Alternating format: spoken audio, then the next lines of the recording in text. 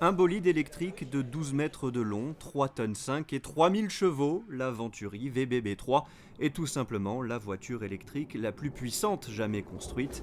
Un véhicule amené à battre un nouveau record du monde de vitesse, pas avant septembre prochain, du côté du lac salé de Bonneville aux États-Unis. Un record déjà détenu par Venturi qui espère l'améliorer pour atteindre les 600 km/h.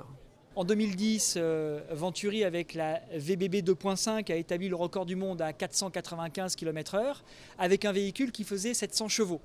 Là, ce véhicule fait 3000 chevaux. Donc on est à peu près sûr qu'il va se passer quelque chose de positif sur le lac salé de Bonneville.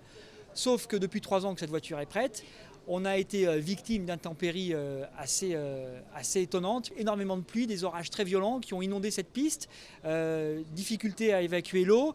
Donc on roule sur une espèce de bouillacasse qui n'est pas propice à la motricité. Donc on a réussi à établir des records de catégorie. Mais bien sûr, on n'a jamais tenté d'atteindre notre vitesse maximale. Venturi participe également au championnat de Formula I réservé aux monoplaces électriques et ce depuis la création de l'épreuve. Le team Venturi Grand Prix se bat contre des mastodontes du sport auto comme Audi ou Renault avec une nouveauté majeure cette saison. À partir de la saison 2, le championnat a ouvert la possibilité à différents constructeurs de développer leurs propres solutions de powertrain électrique.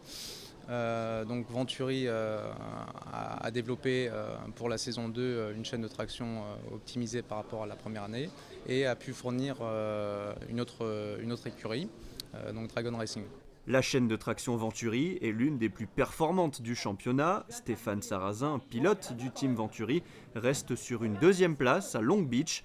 Jérôme D'Ambrosio a lui amené sa monoplace Dragon Racing sur la première marche du podium lors du e-Prix de Mexico. Et le team Venturi travaille déjà sur le développement de la monoplace de la saison prochaine qui doit être homologuée début juin.